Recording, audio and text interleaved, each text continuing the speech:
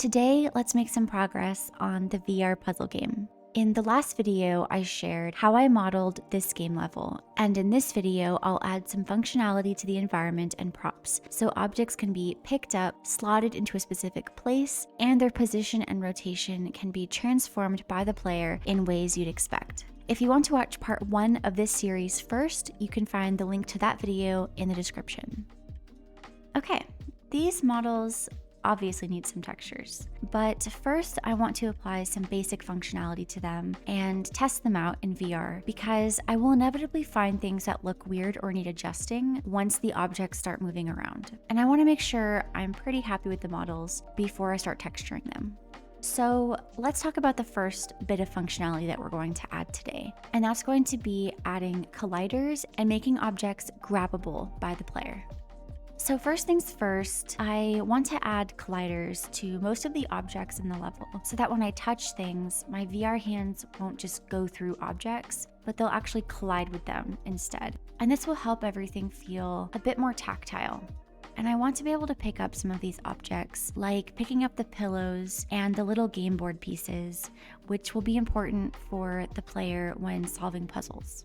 So to add colliders, I'm just going to go through the objects in the scene and add the box collider component to most of them. And I'll adjust the box colliders to fit as snugly as I can around the objects, and I'll also try to limit the number of colliders I'm using. I've seen some tests showing that the box collider is a lot more optimized than the mesh collider, so I only use the mesh collider in a few places, like for the leaves of the plants and the lamp shade, because these objects have a bit more complex geometry and I want to be able to place my hands up close and in the nooks and crannies of these objects. But I'll use box colliders for most everything else.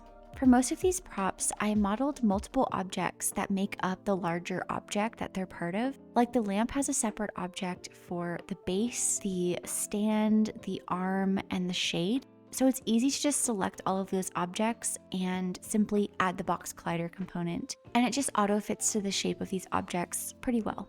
So having all the pieces already separated helps make adding box colliders so much faster. But for some objects, I am going to manually adjust the box colliders bounding boxes, like for the sofa base, for example, so that my VR hands can go into the negative space in the sofa. I am choosing to not add colliders to some of the objects, like the curtain rod, for example, because no one should be tall enough to reach the curtain rod. And also, I would really hate for someone to throw objects and them somehow get stuck up in the curtain rod. So I'm just gonna skip those altogether. And then to make things pick upable, I am using the OpenXR plugin in Unity. I'm adding the XR Grab interactable component, and I played around with the settings, and I'm gonna go with velocity tracking as my movement type so that when I pick up objects, the object that's in my hands will collide with other things in the room. All right, so let's test it out in VR. So it seems like now my hands collide with everything that they should. I checked as many things as I could think of. Like I checked all the corners of the room and all the sides of the objects. And now my hands go inside the lampshade because of the mesh collider that I'm using instead of the box collider. The colliders on the couch seem to all be intact. And now I can pick up pillows and throw them around. The side table looks okay too, and all of the pieces can be picked up now. I didn't add any colliders below the couch. I added colliders to the legs of the couch, but I left the area below the couch open, and I'm still deciding whether or not that's ideal. The downside is that things can go under the couch and be hard to reach maybe. And I'm mostly worried about this when it comes to the little pieces on the side table.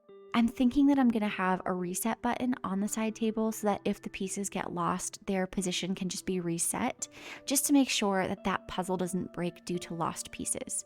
But for some reason, I don't want a collider blocking the base of the couch. Part of the fun in VR for me is bending down on the ground, inspecting stuff and picking stuff up, you know? I don't know, am I weird? Are you the same way or no?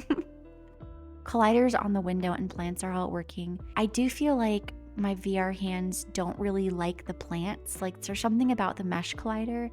I wonder if my hands don't have enough mass or something to them. They just feel a bit glitchy on the mesh colliders when it comes to like the plant leaves.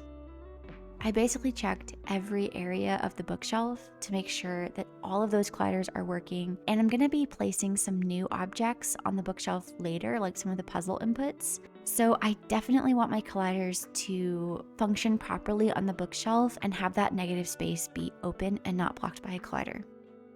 And I also noticed that I could throw objects up on top of the bookshelf where they would get stuck, and I'm just too short to get them down.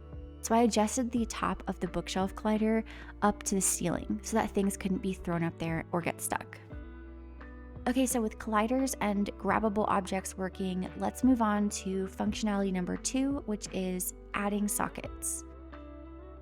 So in this VR game, I'm gonna need a way for the player to be able to place objects in a specific location or orientation. Like on the sofa, players need to be able to easily line up objects in a certain way to figure out puzzle clues. And also on the side table, they need to be able to place objects in certain configurations to solve a puzzle. So I'll show you a temporary scene that my partner and I made when prototyping the puzzle logic for this game. We have little stations set up with various behaviors for each of the puzzles that we used when writing and testing scripts. I'll share one of the stations that uses sockets. So when I started up this scene, these 4 cubes were automatically slotted into place in these sockets. And then I can grab objects out of the sockets and move them into other sockets where they snap into place in a new location. And this is how the player is going to interact with some of the puzzles and how the code will know whether some of the puzzle solutions are correct. And I'll definitely be sharing a bit about the puzzle logic in a future video, but for now let's jump back to the current scene. I'm going to add objects to the scene that have XR socket interactor components, and I'm going to place them on the sofa and configure them to only accept pillows. I'll also tell each socket which pillow should be snapped into that socket when the scene loads. And then pillows can be grabbed out of the socket and moved around by the player.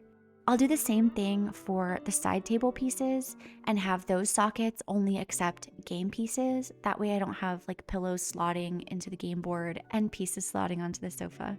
I'm adding a 5x5 grid of sockets that are all possible locations for where the pieces can go on the side table. And let's test the sockets in VR. So they're definitely working. The sockets are placed towards the back of the couch, and I wanted to leave some space at the front of the couch so that players had the option to use that area to lay things out before slotting them into place in the sockets. The side table pieces also slot into place. There will be visual indicators on the table for the 5x5 grid once we get to texturing. Okay, so with sockets working, let's move on to functionality number 3, where we allow the player to transform objects into specific rotations or positions. So as part of this VR game, I'm gonna need certain objects to be able to be moved or changed position when the players interact with them. And this will reveal some more information about the puzzles. So the drawer on the side table is going to need to slide out, and each of the paintings on the wall will need to be rotated to the left and right, and the window shade will need to be pulled up and down. And I definitely don't want these objects to be simply grabbable by the player, because the player will literally be able to pick up the painting and walk around with it. And I really just want the player to be able to transform them on a limited axis or a limited type of rotation. So to do this, I'm gonna make the drawer handle grabbable by the player. So that's what they're going to grab and pull to open the drawer. And then I'm going to add the configurable joint component to the drawer. And I'll change the settings to allow it to transform only on one horizontal axis when the player grabs it. I'm gonna also set limits for how far the drawer can move so that the player can't just pull the drawer all the way across to the other side of the room. It'll actually only pull out so far and also be allowed to be pushed back in the same direction. I'll also do the same thing for the window shade. The player will be able to grab the handle and it will only be allowed to move on the vertical axis. And then for the paintings, I'll use a hinge joint to allow the paintings to slide along the wall as if they were like hanging by a single nail behind the canvas, and they can transform by hinging left and right. Okay, so let's get back into VR and test out these new transforms. Now when I grab the window shade handle, it transforms only along the vertical axis, so I can open and close the window shade. I did have to make the window shade not be affected by gravity, otherwise it would constantly fall down when I let the handle go. I also removed the collider that was on the window shade so it could slide through the ceiling without breaking. I also made the grabbable part of the window shade handle a bit longer, so when the shade is all the way up, you can still grab the handle from way down here. And then the paintings will slide along the wall now when I grab them and slide them. I can also just use my hand physics on these. I don't actually have to grab all of these objects. I can just collide my hand into them naturally and the object will still move in the way we want it to, thanks to hand physics. For the paintings, I did pull the grabbable area a bit forward so you can still reach them when you try to grab them, even if you're colliding with the sofa, so it's easier to get when you try to reach for it. And finally, the drawer slides open to reveal the pieces. I placed the pieces inside of the drawer so that they'll be there when the scene loads, but I noticed a couple of things I want to adjust. First, the drawer closes a bit too far, so I already adjusted the model in Blender so that the back of the drawer will collide with the side table sooner. Another way to solve this would be to just move the collider forward in Unity. Second, the pieces are freely hanging out in the drawer, which was my vision, but they're kind of spazzing out a bit. I could try to play with their settings like their mass to see if I can make them not freak out, but also I tried whipping open this drawer a bunch of times, like opening and closing it to test it, and it's possible for the pieces to fly out into the back of the drawer when it's closed too hard. There are some settings on the configurable joint that I could adjust to avoid this, but I also made a change in Blender where I pulled the back panel of the drawer up higher so that there was less of a chance of pieces being able to fly back there. And I also removed the collider on the bottom of the side table so that if the pieces somehow did fall out, they would fall on the floor below the side table instead of getting completely lost inside the drawer and breaking the drawer. But after all that, I think the pieces might get lost around the room a lot easier than I think, because sometimes physics just goes wild in games, and I think it's safer to just put sockets in the drawer and then have a button on the side table that you can press to just reset the location of the pieces wherever they might be in the room and have them like snap into the sockets. So I'm just gonna add sockets into the drawers for now and then sit with that and kind of like see how it feels. But I really just like wanted the pieces to be sliding around the drawer, so we'll see. I might go back. But I'm glad I hooked up this functionality before finalizing the models because I learned some things about these models from testing them in VR.